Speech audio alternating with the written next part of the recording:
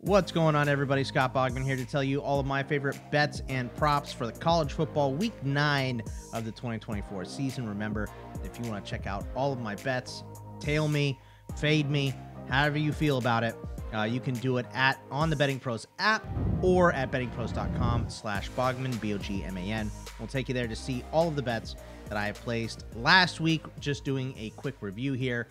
The picks were great.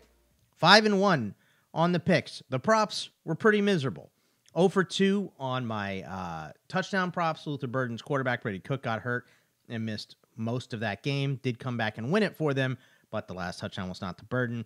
I had the Texas tight end Gunnar Helm to score a touchdown. Obviously, Texas could not do anything against Georgia at all. Looking at the other props, I did get Kevin Jennings passing yards. Scatterbo missed by, I think, 15 yards. I just did not expect Arizona State to get crushed this bad. I thought Jeff Sims would give them a little semblance of an offense. Zion Chris, the quarterback for Houston, got hurt and left. Xavier Restrepo hit. Jamal Banks, again, I thought Nebraska was going to get beat pretty bad. I did not see them getting waste laid to them by Indiana, which is exactly what had happened. They lost 56-7 in that one. But the good news was we laid the points for Indiana. UCF almost won that game outright, so the first half was great. Army, we laid the points and won by the hook. That was getting scary at the end, but we got it. SMU destroyed Stanford. Navy and Charlotte was over in the third quarter. Hit the over in the third quarter, I should say. The only one I missed was Michigan again, because I've been bad at picking Michigan. And guess what? We're done picking Michigan this year. I can tell you that much right now. But let's get into what I have for week 9. A lot of these you guys probably saw in my article or heard me talking about on the show on Wednesday with Terrell and Seth, of course. But Indiana, this line has gotten better for us. It's -5.5 against Washington. And I know their quarterback went down, and we are dealing with a backup quarterback. But to me, it's the defense that is going to keep Washington from scoring, because Washington, while I've had a decent offense, they're 94th in points per game, 24.1 points per game. That is not going to cut it against Washington. And it's not like they've been playing against upper-tier defenses either.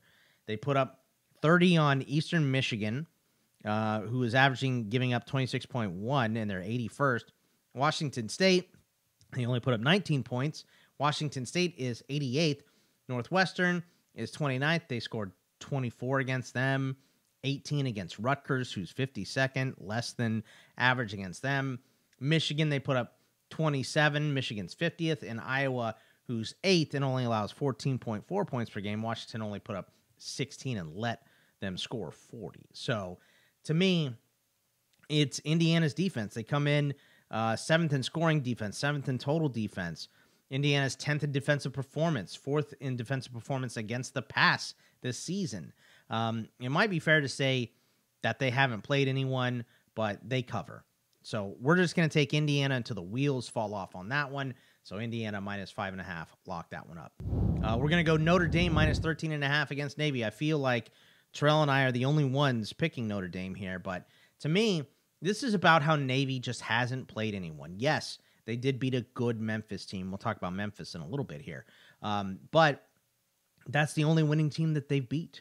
The other teams that they played in the FBS are combined 7-21. They've faced some bottom-level scoring offenses. Temple's 119th. UAB's 113th. Air Force is 131st. Charlotte's 101st. Memphis, the only good team that they played offensively so far this season, put up 659 yards on them and 44 points. So I think Navy is stronger than that. Notre Dame is stronger than Navy. And, this is a home game for Navy, but it's at MetLife, so we're going to see a lot of gold in the crowd, of course, there.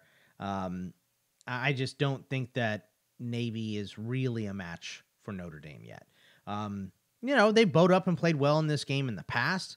It's not out of the realm of possibility. Notre Dame is banged up specifically on defense, but they just don't pass enough to do anything against Notre Dame, in my opinion. So I think Notre Dame is going to roll Navy this week.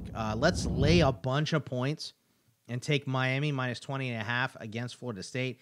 I understand that a lot of people talk about how this is a rivalry game. we throw the records out in a rivalry game and all of that stuff.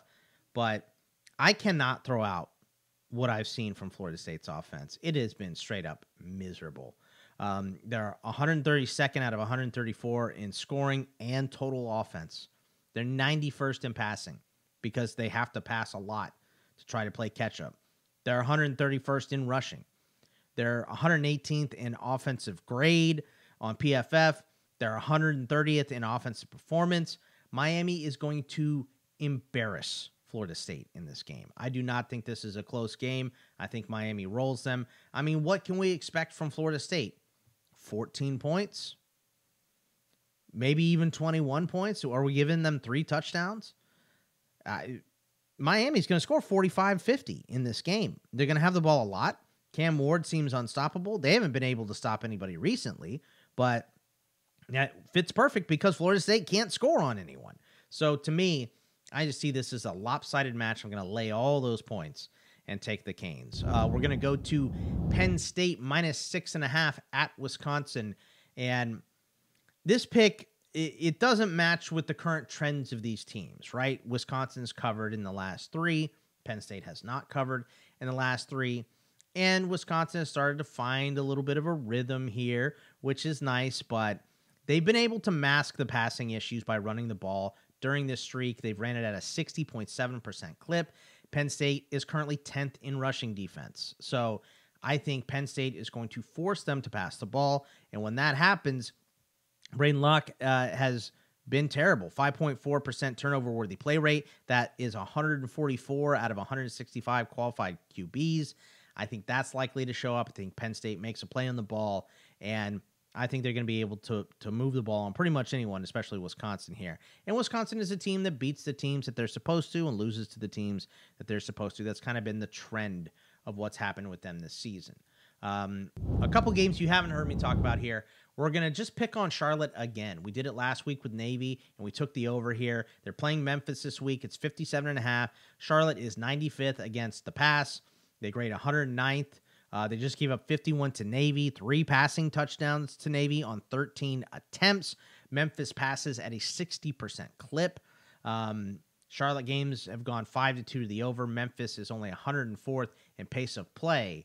So we look at that and maybe we say, man, Memphis takes a long time, but Navy is 123rd in pace of play, and they just put up 51 on them. So I think Memphis is going to be strong in this game. I think this over hits pretty easily at 57.5. And the last game, we're going to go to the Mountain West.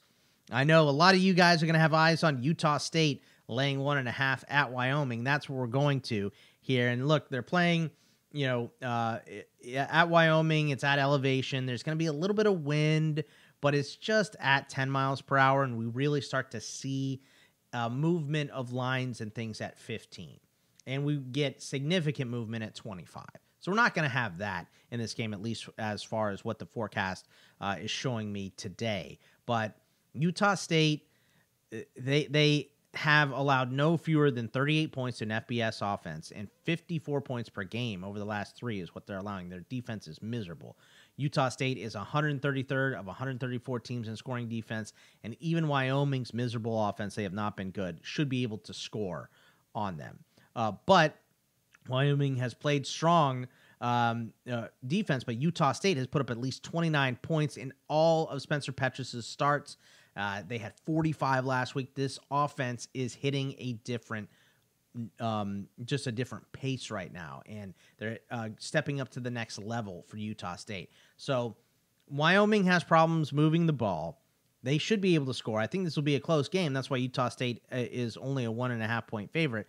But I think at the end of the day, I trust the offenses more than I trust Utah State's offense more than I trust Wyoming's defense, because Wyoming has let up some points when playing a decent offensive opponent, and I think that's exactly what we're going to have in this game. All right. Before I get to the props, if you're looking to up your game in sports betting, join our exclusive sports betting Discord community at bettingpros.com/chat. Not only can you connect with expert handicappers who provide free picks for the NBA, NFL, MLB, college sports, player props, live betting, and more, but now you can also participate in our weekly community picks, cast your vote, see how your picks stack up against the experts, and track your success at bettingpros.com/chat. All right, let's get to some props here. I'm going out on a limb with 4 touchdown calls this week. Normally, I only do 1 or 2, but there are a bunch I like. I have 7 other player props in terms of yards for you, but let's start with Jamal Haynes, running back for Georgia Tech at Virginia Tech. He's minus 120 to score a touchdown. Va Tech is 98th in rushing yards allowed. They've allowed 10 rushing touchdowns this season. Haynes has 8 rushing touchdowns, 9 overall, and has only not scored a touchdown in 1 game. Even against, who was it? I think Notre Dame they played a couple weeks ago. They scored barely any points. It's 1 touchdown. He was the touchdown. Kevin Coleman, the wide receiver from Mississippi State, against Arkansas is even money, plus 100 to score a touchdown. And the total in this game is high, 57.5. Arky is only a 6.5 point favorite against Mississippi State. And he leads Kevin Coleman, Mississippi State, by a wide margin in targets, catches, yards, 4 touchdowns. He went through a dip when Van Buren became the quarterback here for Mississippi State after Blake Shapen went down.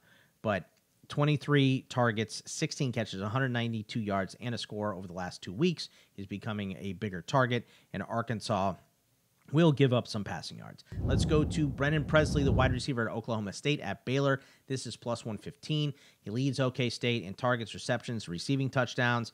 64.5 is the total in this game. I just think Brennan Presley is very likely to score a touchdown. This is going to be a high-scoring game. Oklahoma State's defense hasn't been able to stop anyone. We saw what happened in that Friday night BYU game. Back and forth, back and forth, back and forth.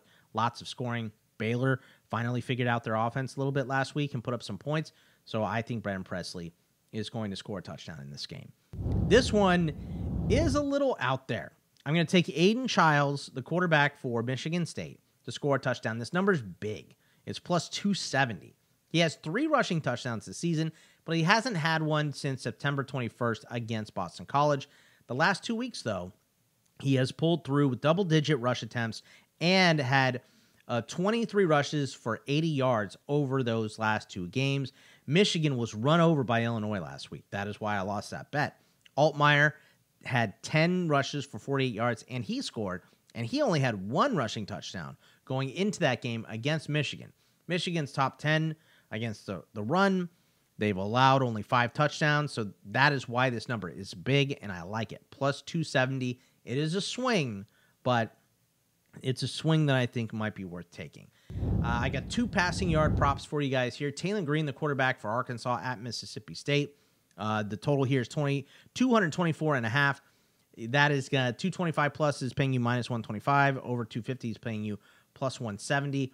But Mississippi State is 112th in passing yards allowed, 129th in coverage grade, and dead last in sacks, only 5 this season. Taylen Green has hit this 4 games overall in the last 3 games straight. Mississippi State's offense put up 31 on Georgia and 24 on Texas A&M over the last 2 weeks. So they have really started to kind of open it up. And I think the best part about this bet for Taylen Green is that their number 1 running back, Jaquindon Jackson, has been ruled out. This could be a close game with Arky only favored by 6.5 here. So I really like this total of 224.5 passing yards to hit the over for Taylen Green. Let's go to Hank Bachmeier, the quarterback for Wake Forest, who's been shaky recently. But the good news is that he's at Stanford in this game, and his total is only 242.5 passing yards. You can bet this all the way up to 300. I like 250 plus. We'll pay you even money. 275 plus. We'll get you plus 195 if you want to go on a limb. But if we're just doing this on, a prop site, underdog, player picks, whatever, 242.5. He hasn't looked good, like I said, in the last 2 games, but Stanford, 124th in passing yards allowed, 113th in coverage grade. They're decent in pass rush. They do have 14 sacks, but Wake is top 30 in pass block grade. They've given up 18 sacks this year, which is a lot, but 11 were in the first 3 games of the season, and they've only given up 6 over the last 4 games. Wake also passes at a 61% clip. Bachmeier's averaged 33.3 passing attempts and 244.7 yards per game, and Wake is only favored by 3 in this game because their defense has been bad too. So we could see this game turn into a shootout. So those are the 2 that I like for passing, Taylen Green and Hank Bachmeier. Let's go to rushing yards. I have 2 plays for you here. Jam Miller, the running back for Alabama versus Missouri, over 47.5 rushing yards. Bama has been throwing the ball and losing. 45 attempts at Tennessee. They gave Milroe 18 carries against South Carolina. They lost time of possession to Vandy because they didn't stick to the run. And the defense also couldn't get off the field. I'll give that up. But they didn't run the ball, and they lost. I think this game should have more rushing attempts for Alabama. Keep the ball. Don't let your bad defense get exposed, right? Brady Cook may not even be playing in this game for Missouri this weekend. So this should be slanted more towards Alabama in time of possession, should they need to go to a backup quarterback, which seems very likely at this point. So I really like Jam Miller to get more carries in this game, and this total of 47.5 is very doable, especially if they have the ball a lot and they're playing against a tired defense at the end. Right now, 50 plus will pay you minus 110. You can bet this up to like 70 plus for plus 275. I think that's the window I'd stick in. You can bet it higher. I don't think I would. Corey Kiner, the running back for Cincinnati, is at Colorado. His total is 88.5 rushing yards. Colorado is middling against the run, 89th, 153.1. Again, another team where if you want to stop Colorado, you keep possession of the ball. You don't let Shedeur Sanders and Travis Hunter beat you on offense. You make them try to beat you with their defense. They're way worse on defense than they are on offense this year. Colorado's been good. But I think Cincinnati is going to bow up here a little bit. 90 plus will pay you minus 115. You can bet this up to 110 for plus 195. Don't think I would go any higher than that. Let's go to receiving yards. I got 3 plays here for you. Malachi Fields, a wide receiver for Virginia against North Carolina. The over is 83.5 receiving yards.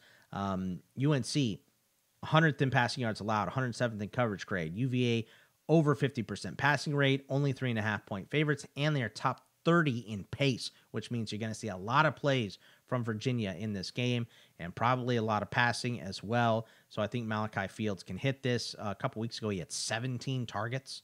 I think he only had 6 against Clemson, but that's Clemson, right? So Malachi Fields is a first look on pretty much every single throwing play for Virginia, and I think he's going to continue to be that guy. I'm going to pair our Taylen Green over with his number 1 wide receiver, Andrew Armstrong, the wide receiver for Arkansas. The total here is 83.5 yards.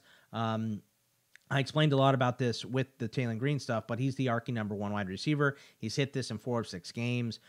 Mississippi State has actually been scoring recently, so maybe this plays a little bit more back and forth than we expect. And you can bet this one. This one goes all the way up to 120 if you wanted to get plus 360. I like, 90 is plus 125, 100 is plus 185. I think those are both decent numbers. And my last wide receiver, we're going to hit this one. We barely got this one the last time we played it.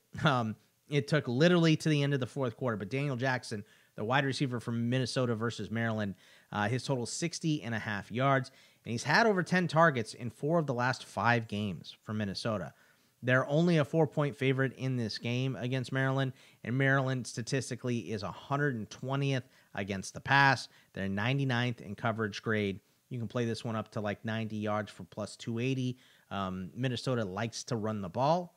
That's what they prefer, but they actually have been passing more with Brosmer than they have in other seasons. So that is everything I got for you guys this week. Remember, you can follow me on the Twitter at Bogman Sports, and to follow my bets, go to the BettingPros app or type in bettingpros.com/Bogman, Bogman, and you can ride along with these bets or fade them however you feel like it. But that is it for me. Good luck, everybody. Take it easy, and we'll see you next week.